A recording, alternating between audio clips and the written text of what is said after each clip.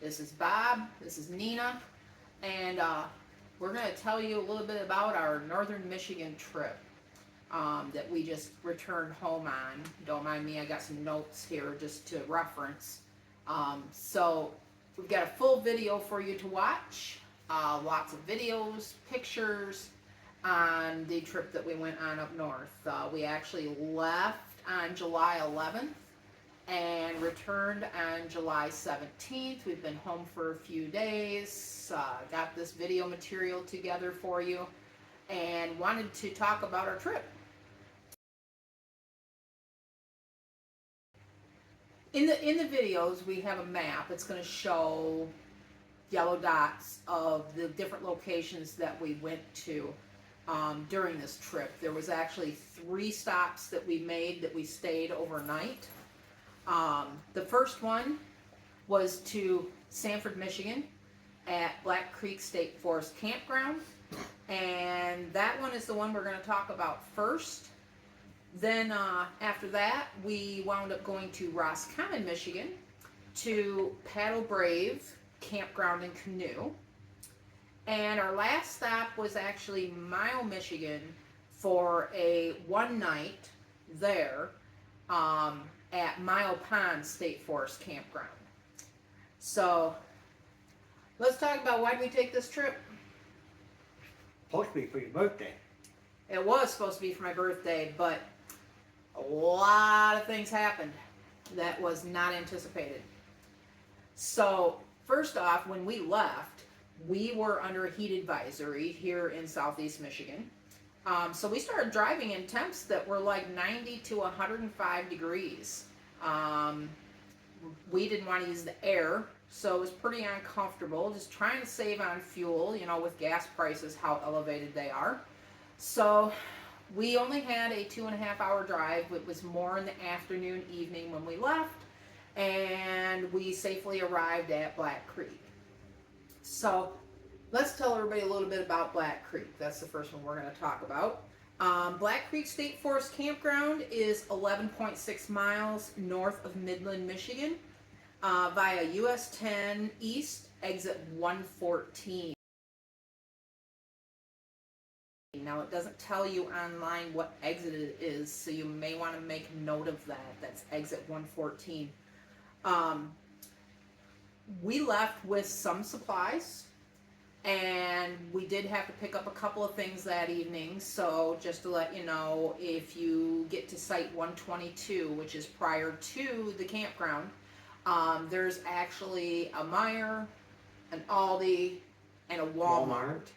And across the street there was a Dunham Sports. I remember seeing that. Yep. And there was a lot of other things up there too. There was gas stations if you needed fuel. We did not.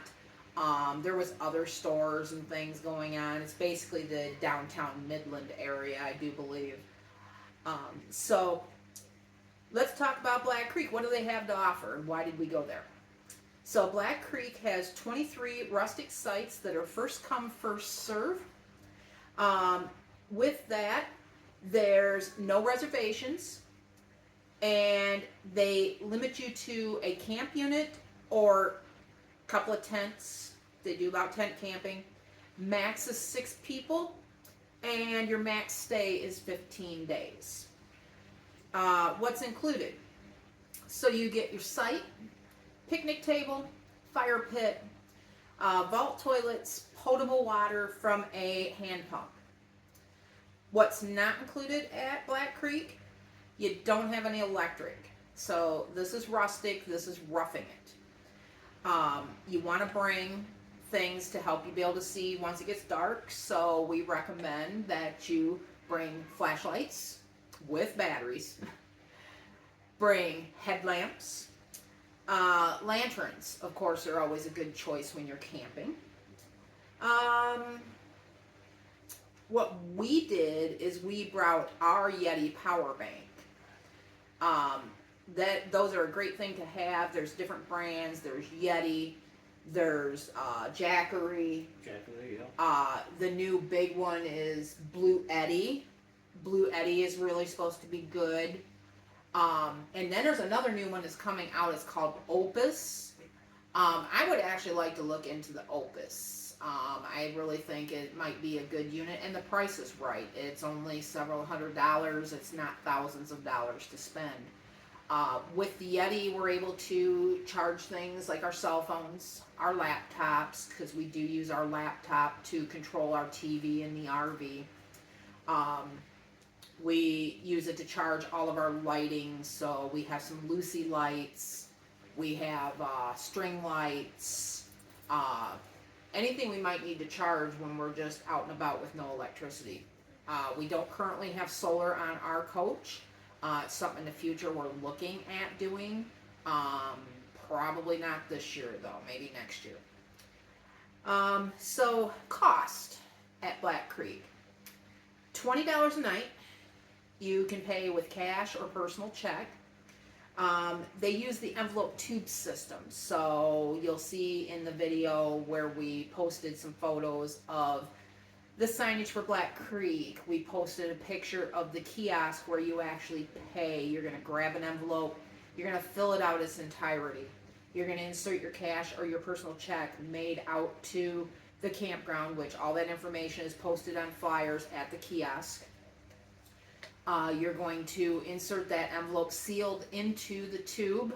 Please make sure, we found this when we were there, make sure it goes all the way down in the tube. Sometimes it does not. We had to use something to actually poke down into the tube to make sure it was safe. So to get the $20 per night, you also have to have in Michigan what's called the Michigan Recreation Passport. It is an add-on for Michigan State residents when you do your annual tab registration for your license plate. That cost is currently in 2026 $15 added on to the cost of your tab fee. If you are out of state, which a lot of you that are watching our YouTube videos may actually be from out of state and non-resident, you can still get this as an annual pass when you enter the state of Michigan. That cost for you is $42 for the annual. Process. Once you get there, you're going to drive into the campground. You're going to actually drive around the loops. In this one, there's 3 loops. You're going to look for a preferred site that's vacant, that has nobody on it. Once you find the site of choice that you want, you're going to go back up to the kiosk. You're going to go ahead and complete that process of filling out the envelope, depositing your cash, and then you're going to take and tear off the tab that's on the outer part of the envelope, and you're going to attach that to the post at the campsite so that the DNR knows you've paid, knows you've registered. And I know they came around once the next morning when we registered and actually marked our slip with the day that we were due out of the campground. And we did what, 2 days, right? 2 days. Yes, 2 we days. did Saturday night and Sunday night, and left Monday morning. So what did we do while we were actually at Black Creek? So you'll see in the photos that we got there, we got set up, we immediately got Bob to cooking. We had him dicing tomatoes and dicing onion because we did a really simple meal that night of tostadas with a mix of refried beans, ground beef, tomato, onion, shredded cheese, sour cream for myself. I like that kind of thing. And it was perfect. That's really all we had that night on arrival. No lettuce with our tostadas. As you probably, most of you know, Michigan and several other states is having an outbreak of cyclospora, which is a parasite which they're thinking actually is originating from lettuce. So we've been holding off on the lettuce. There's some other fruits and vegetables they think may be, you know, a culprit. Raspberries, green onions, pico. So we're trying to avoid those things right now just until this levels out. So day 2 was Sunday. We woke up after sleeping in a little bit and we went fishing for the day. So the next thing you're going to see in the video is we caught a fish. Yes, we did. But we did not catch it at the campground at Black Creek. We actually caught it at Sanford Lake. We wound up catching a 14 and a half, well, I wound up catching a 14 and a half inch catfish. Been a while since I've actually fished, so I was pretty proud of that one.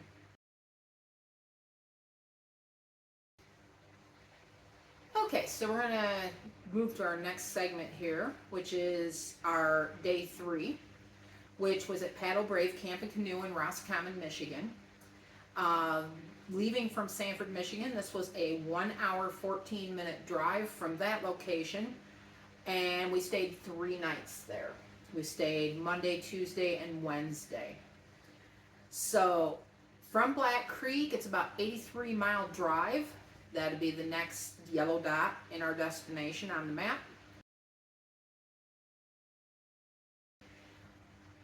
Location for you guys is 10610 Steckert Bridge Road.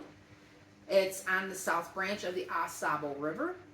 And their website, if you'd like to reference that, there's much more information there, is www.paddlebrave, PADDLEBRAVE,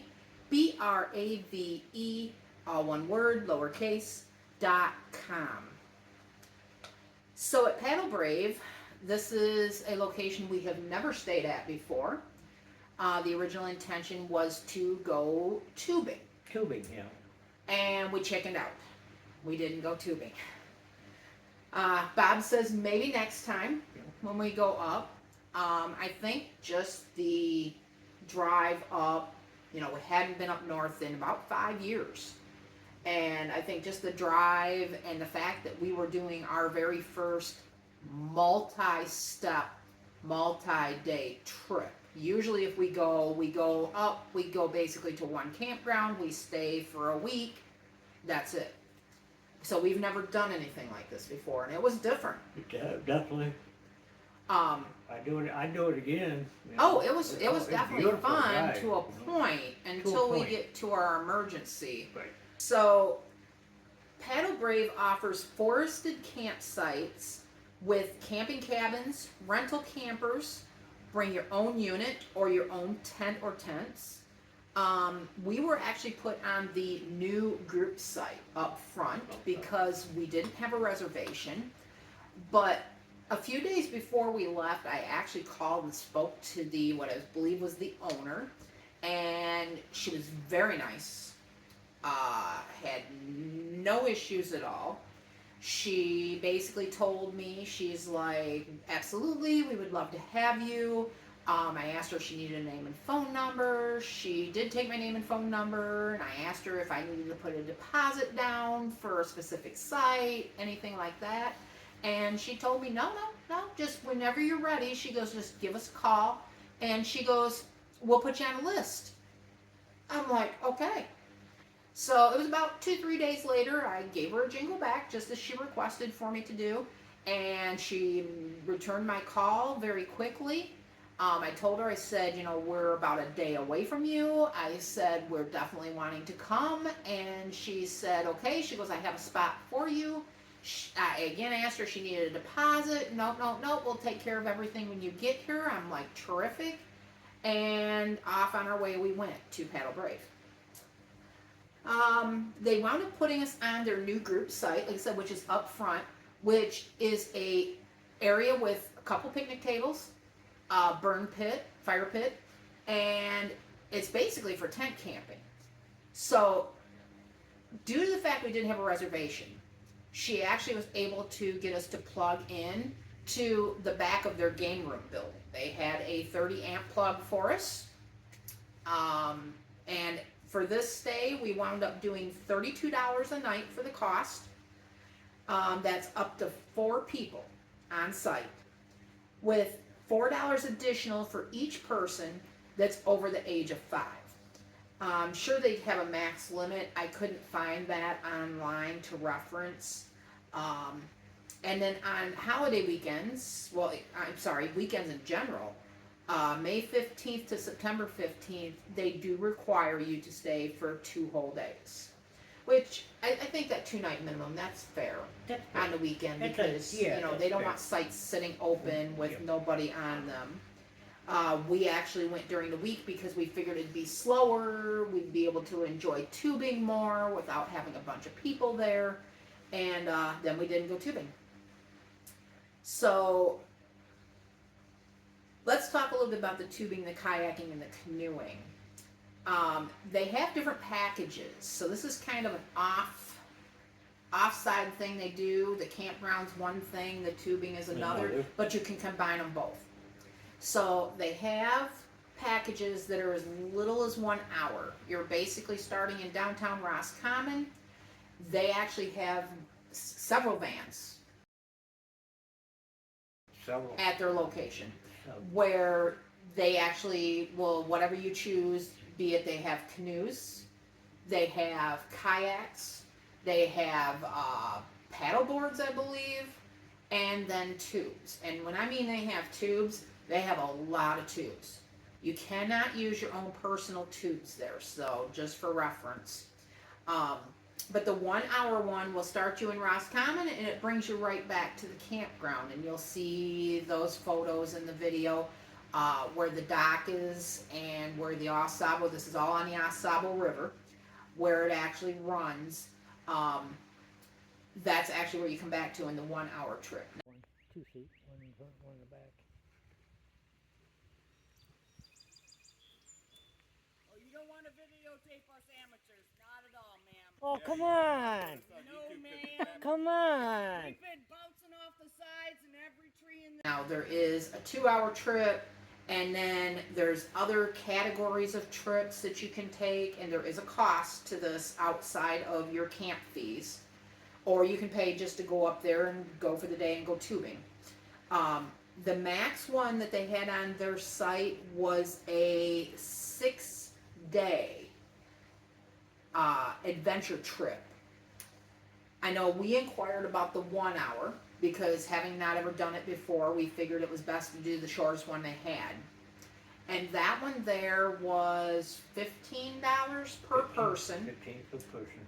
But she basically told us it'd be very safe, it's pretty shallow, but there is a lot of wildlife when you go on the tubing trip, canoe trip. We didn't have to go on the tubing trip to see the wildlife either. Nope. Because as you'll see in the video, there's a lot of pictures that we took of different wildlife.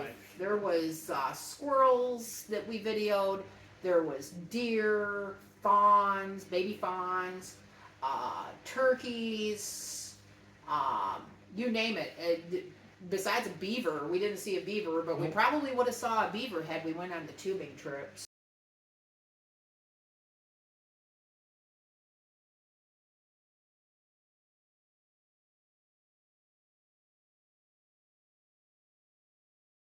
What's not included?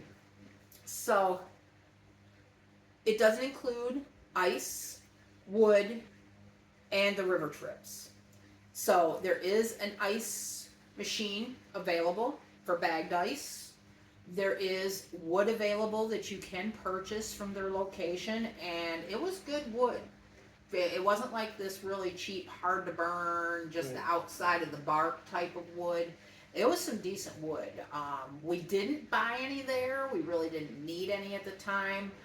So I didn't want the extra expense, but had I needed to, I definitely would have took them up on their offer. If you're bringing a bigger group to Paddle Brave, they actually request that you let them know ahead of time before you come in for your reservation for a large group, and they can actually do like a truckload of wood for you that you can pay for, so no issues there. And with the tubing also, they do have paddles, life jackets, and flotation devices that also can be included in the amount of the rental. No charge for those though. Those are all accessories that come with the activity. Other activities. So we do have in the video a tour that we did of the campground, and we did note that they had horseshoes. A volleyball area, and a playground for children. They also have, for when you leave, a dump station. that has potable water and non-potable water. We used that several times while we were there, actually.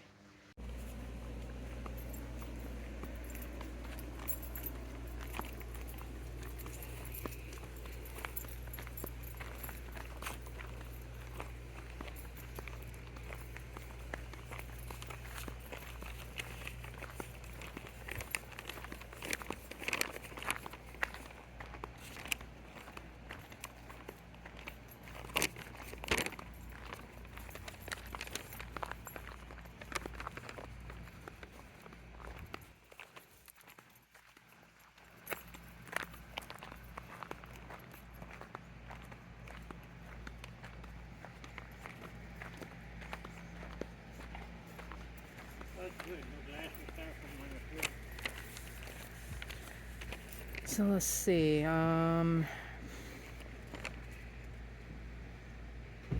Supposed to be on the back side of the office is restrooms. So it's saying. And then they live in the upper part. Oh, they live up here. Yeah. Yeah, they live up here. Oh, yeah. That's probably what this part is. So then the restrooms must be on the other side. Pretty flowers. Tulips. Look at the yellow ones. Mm-hmm. Wow.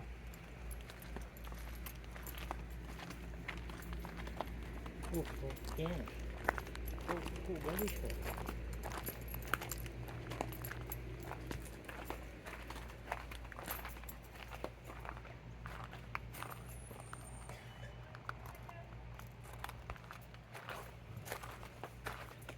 An old canoe used for a flower bed.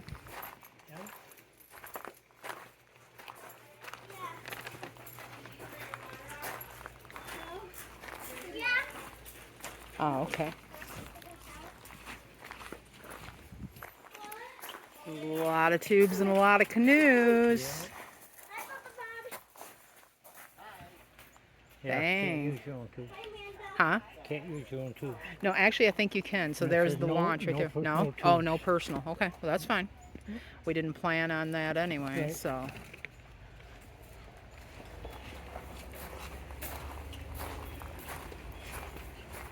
Oh, the camping cabins. Yeah. So towards the back of the campground, closer to the river, which is nice, they had some, we'll call them one-room camping cabins. They got different sizes of them though, so I don't think they're all one room. We kind of peeped in the windows a little bit just to get a quick look on one of the ones that was empty. And you can park right in front of the camping cabin with your vehicle. They do have you pay, I think it's $20 for housekeeping fee, because obviously you're not going to really clean it up before you leave, so they do have to come in and sterilize for the next person that's coming in, make sure it's clean and ready. So they do charge for that in addition to the fee. Now, the camping cabins for a one room that would be like for me and Robert, it is $60 a night. As they step up in size, the max was $130 a night, which I really didn't think was too bad. I know our state park down in Monroe, the camping cabins there are well above that $130 a night. Oh, yeah. So, especially when you're up in northern Michigan, I mean, you can't beat it. So, payment for your stay can be done by major credit cards, Visa, Discover. Personal checks are also accepted, and good old American cash. So, what did we do while we were at Paddle Brave? Day one, we had a drive, so we just basically checked in, got set up on site, and we had chicken breast for dinner.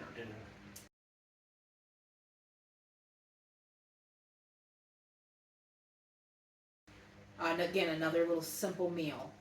Day two, we actually did ribs and pasta salad.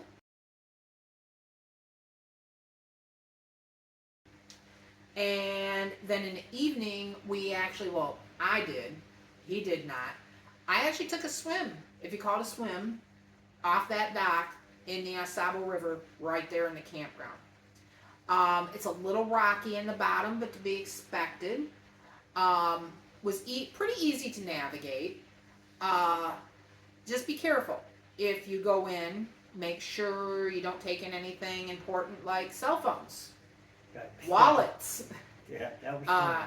glasses, maybe glasses if they tend to fall off easily, because we had a person there who actually had to go in. His kid wound up putting his cell phone in the river.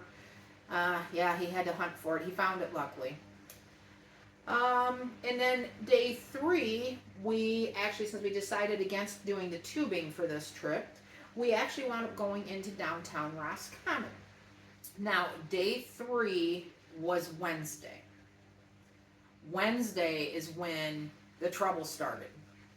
So, if you're not aware, not only did we have the heat, the 90 degrees plus, the humidity, but then we decided we were going to add some Canadian wildfire smoke to the picture. It just rolled on in, did it not? So we didn't know this was going to happen when we actually planned this trip. And as you know, once you plan a trip, you're going anyway. So we began to try to tolerate it. It wasn't bad at first. And you're going to see pictures in the video of the gradients of wildfire smoke. We left Wednesday to go to our next destination. By Wednesday, it was getting pretty intense. Yep. But still not enough where I felt there was an issue. So while we're in downtown Roscommon, we visited a couple of their stores, wound up picking up some fishing supplies, and we wound up actually fishing the Sabo River in the downtown area. That was not impressive, let me tell you. I kept catching these little tiny, I don't know, I guess they call them chubs. I call them a nuisance fish, in my opinion. I couldn't get bites, anything else besides those. There was nothing else there.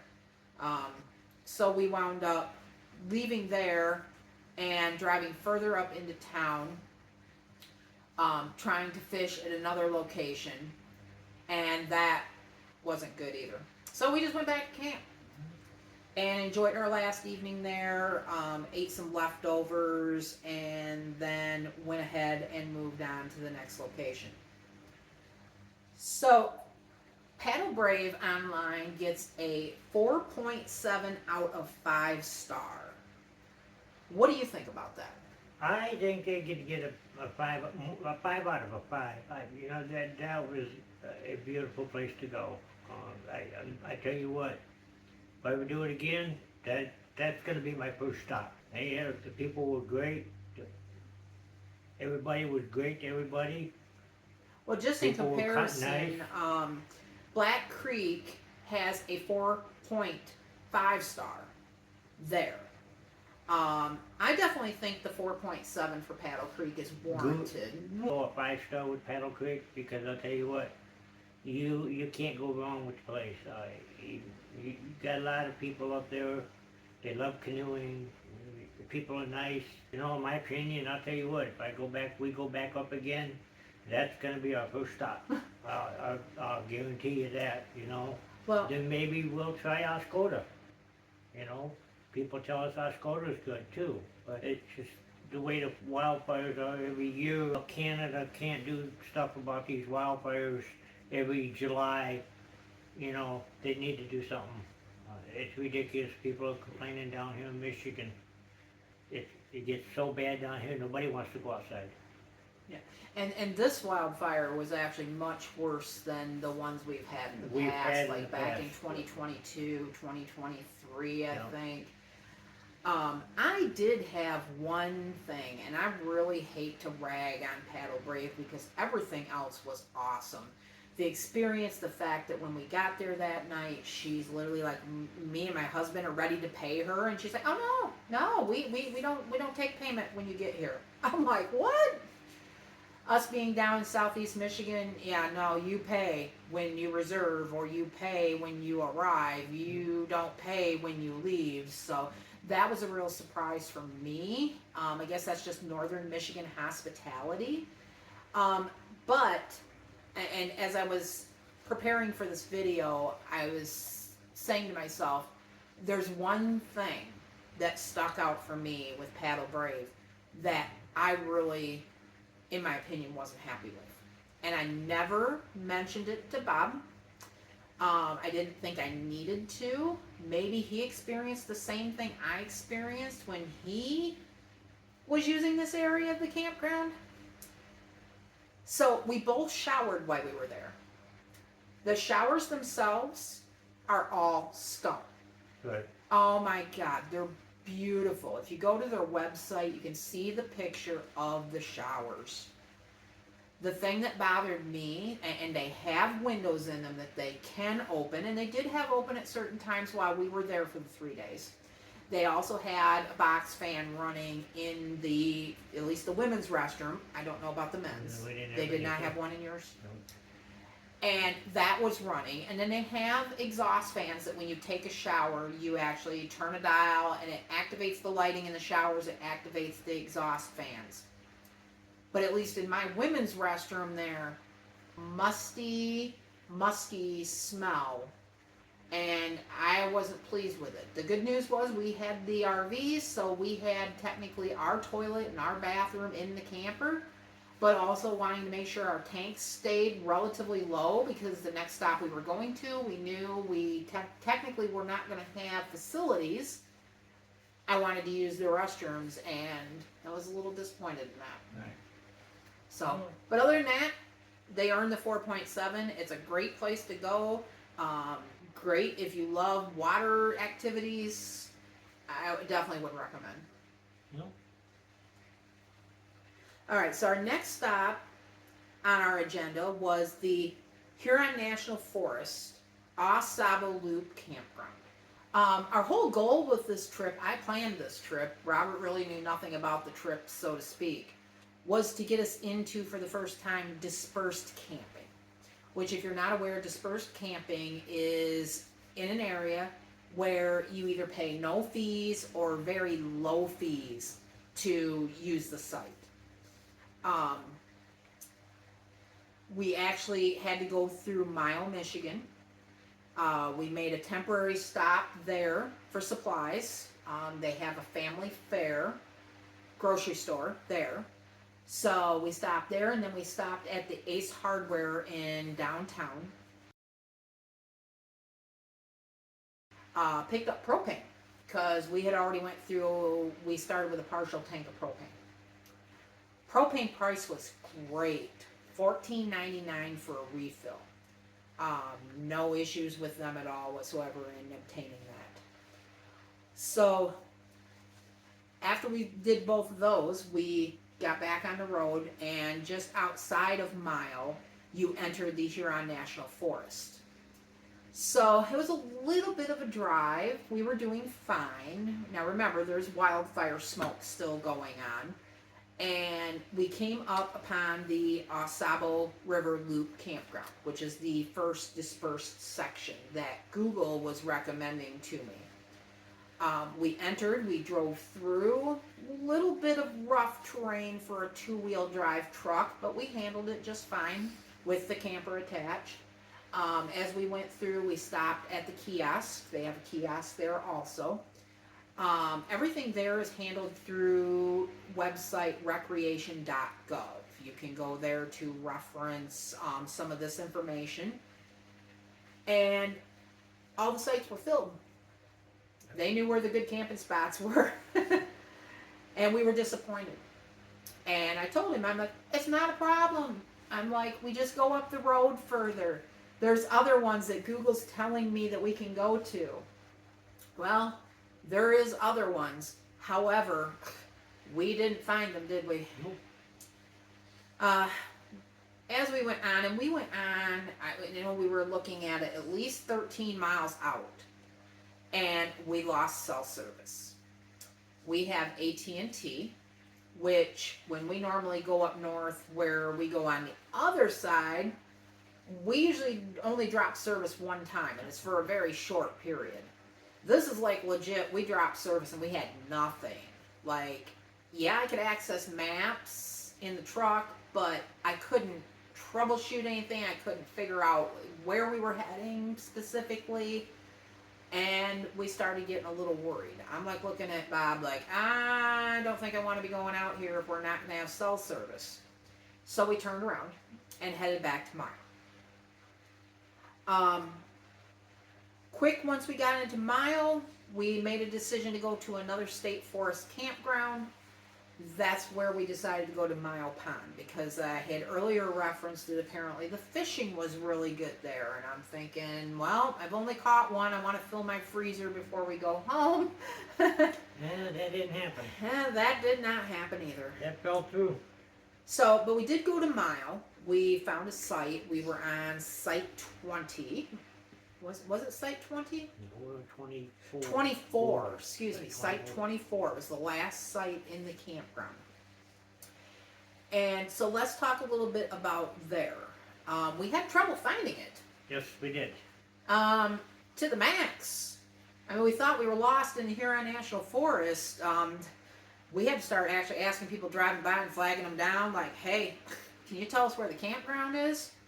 A couple of people were nice enough to lead us in the right direction. So, knowing it's hard to find, if you decide to do this trip, Mile Pond State Forest Campground is 3 miles northwest of Mile, Michigan, located again on the Osable River. The actual coordinates, we'll call it, is M33 and Pappas Road, Popps, off of Morenci Avenue, Pond Drive, and South Gerber Road. That probably explains why it was hard to find. Fine. But once we entered and found it and found a spot, we got set up.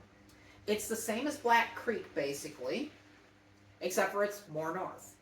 And it's the same cost. It's $20 a night. Same process. Put it in the envelope, put it in the tube. And basically offers the same things: 15-day stay max, site, picnic table, fire pit. Here in this one though, they actually have a developed boat launch. That's actually where we actually fished both. We fished at the campsite because you were able to go down the hill in the back and right to the Osable River and fish from there. And I did get bites there. I did wind up catching bluegill. I did wind up catching a small bass. But then we decided, well, let's go up to Mile Pond itself and see if fishing's better. And unfortunately, it wasn't. I got a couple more bluegill, catch and release, put those back, and just nothing big was biting. Maybe it was the day we were there. I did see somebody had caught a perch out of there. Not a perch. Excuse me, a pike. Pike out of there. So there is bigger fish in there. It's just they weren't coming to me. They weren't having none of it. So what's not included? Electric. Again, make sure you have all those devices charged before you get there. Or use your power bank. And then they don't have showers. They just have the vault toilets and, again, the potable water by pump. Reviews for Mile is the same as Black Creek, 4.5 out of 5. So this is one we were a little bit disappointed in also. So when we got there, we needed wood, so we wound up walking to source some wood locally within the campground. If wood is down, it's called felled wood or something like that, or fallen wood. Basically, you can't cut live trees, okay? We had no chainsaw, no real way to cut anything, so we're looking for like dead wood that's already down and just able to be picked up and took back to camp. So as we were doing this, we actually wound up visiting several of the different vacant campsites and started realizing not only was our fire pit full of ash and debris, but so were some of the other sites.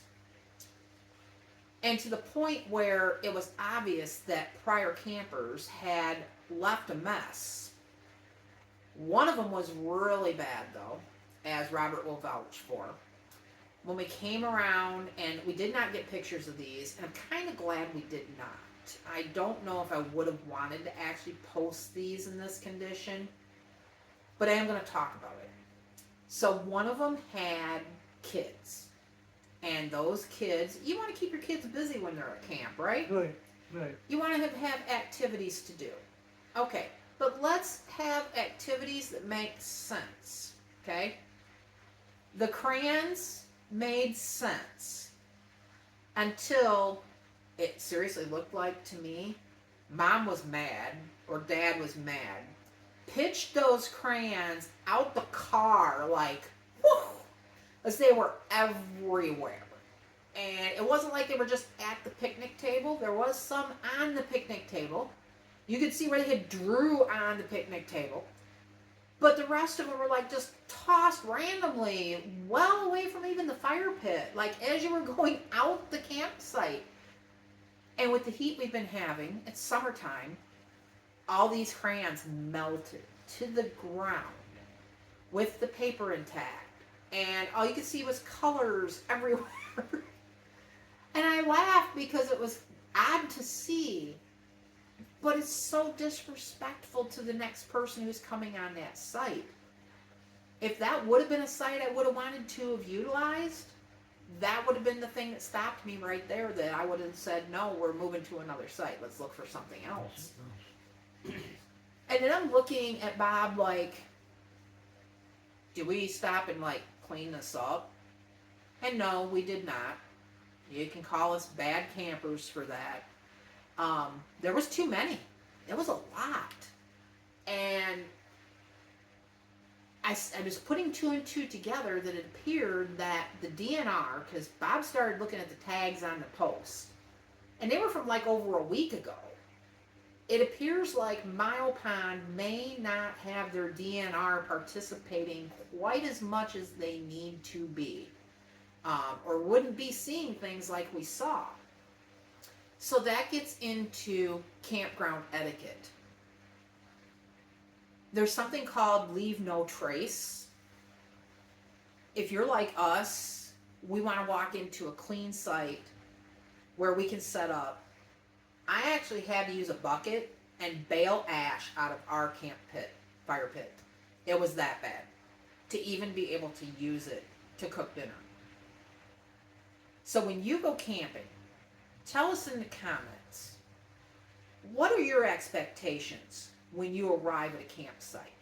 Be it a private campground, be it a state forest, national forest, wherever you may camp. Tell us what your expectations are. I know me and Bob, we talked about the fact that we want to do another video after this trip video about campground etiquette and exactly what it entails in being good and respectful campers. So I'm going to ask Bob, out of the 3 campgrounds that we stayed at, Black Creek, which we've been to before, Yep.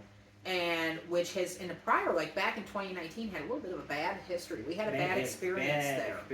It was better this time, Yep. but we had the RV this time, not a tent. Right. And then Paddle Brave, being the fact that we went specifically to do tubing, and Mile Pond, which we actually did not have on our list as one of our stops. Which one do you think you enjoyed the most? I myself, in my opinion, I would probably go right back to Black Creek. That, even though we had bad experience before, that place to me is, it's there.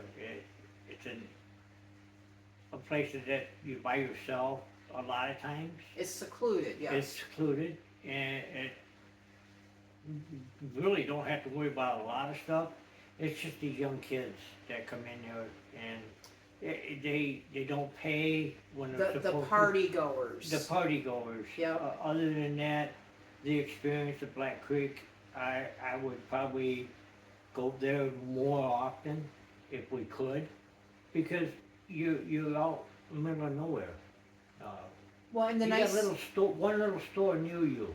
The people at the store, great people. They say hi to you. How you been? You know, me. That's the way I am. I like people like that. People are not nasty to you, even though you're not from around there. All the people are nice. Well, and Me? the thing is too, you know, for us down in southeastern Michigan, it's just a quick couple-hour trip. Yeah. Um, all you 100, need. 100 and some miles to Yeah. get from where we're at to Black Creek. Yeah. So it makes for a nice, just if we want to get out of town jaunt, we can just go and Yeah. get there. So. Yeah.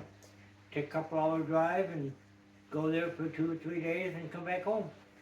So, what prompted us to actually come back early? We left probably at least 2 days early. I had plenty of time. This was a very long vacation period for me from my job as a nurse.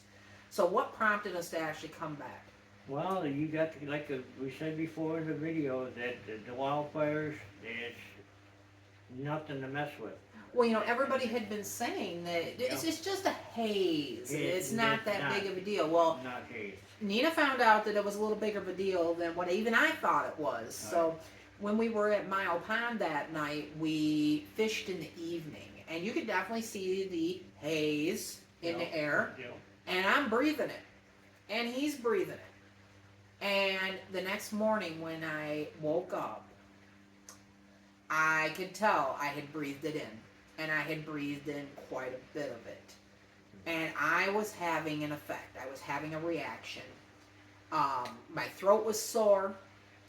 I could almost just feel it inside, like in my lungs. And it was very uncomfortable. You couldn't sleep. There's no way of sleeping. I was starting to cough the night before. I hadn't noticed it, but he noticed it. So that was one of the things that prompted us the next morning to head back home. Even though it was my birthday, even though we were slated and already had steaks planned for dinner, and we said, nope, it's time to head back. And so we got on the road, and you'll see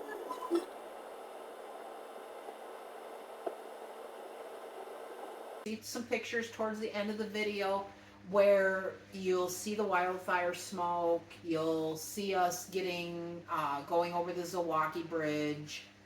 And that's basically how we closed out our vacation. You can see it going across the bridge coming back. You can see definitely the smoke.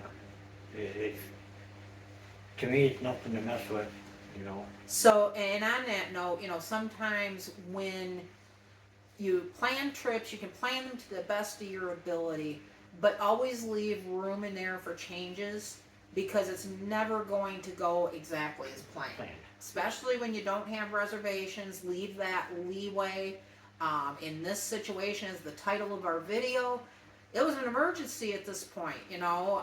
Had I continued to stay out in this and continued to breathe that in, and the really sad fact was when we had to turn around and drive back down, the smoke and the air quality numbers were actually worse in southeast Michigan.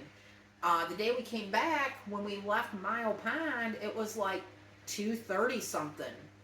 Back where home is, it was like pushing 400 to 500. And so I was actually going back into a worser environment than a better environment. But I knew getting home was more important. And I wound up suffering the consequences of that little episode for probably at least 2 days. It took me to finally even be able to go back outside.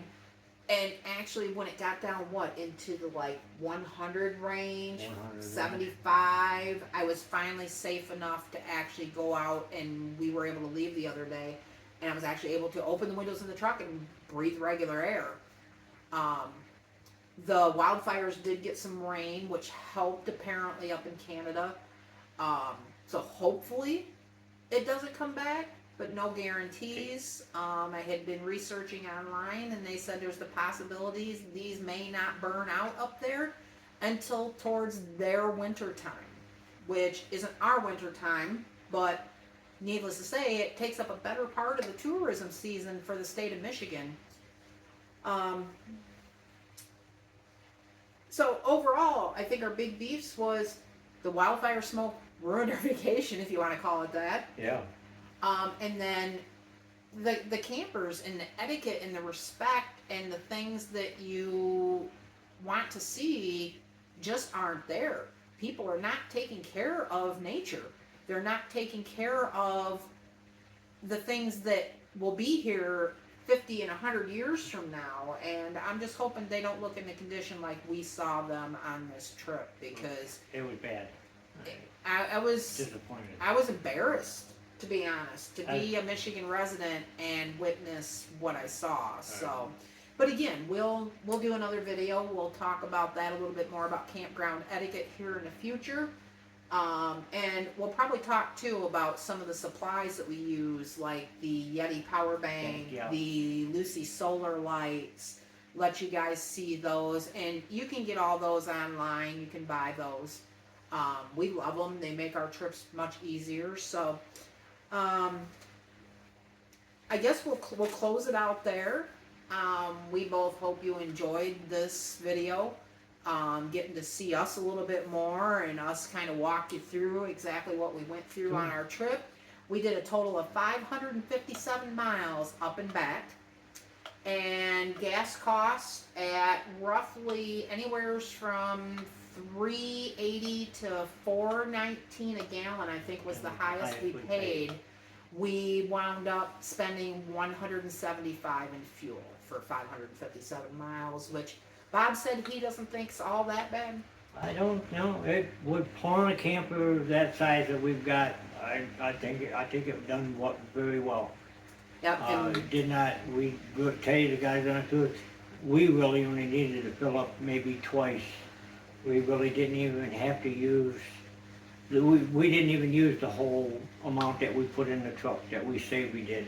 Yeah. Because when we got back home, we still had 3/4 of a tank of gas from when we left up there. So with the 500 and some odd miles in that truck, with the camper being pulled, it's between 70 and 75 miles an hour. At that truck. yeah, it did really well for us on our first long trip, actually towing with the camper. So Very well. all right. Well, on that note, we're gonna go ahead and wrap up this video. I have to return back to work this weekend for a couple of days, but we've got another full 7 days of me being off after that, and maybe we'll try to get out and go somewhere. Yep. We'll figure somewhere to go.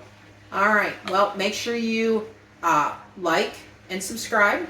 Hit that notification button. Yes, hit the Please. notification bell. That will alert you to when we have any videos posted or any live content from us. And we want you to become subscribers of RV Living by Choice. So you subscribing helps our numbers bump up so that we can keep making good content and good videos and going into these different locations and doing campground reviews for you.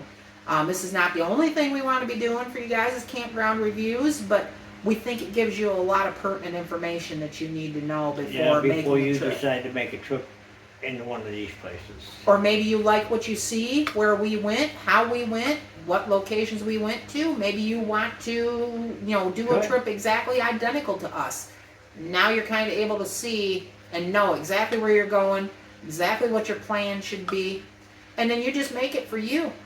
You tweak it for how many people you've got, how many kids you've got, different things you want to do. We enjoyed actually doing this experience in this video for you guys. So again, on that, we're going to close this out. Thank you for watching RV Living by Choice. And we'll Catch you in the next one. See you later. Bye.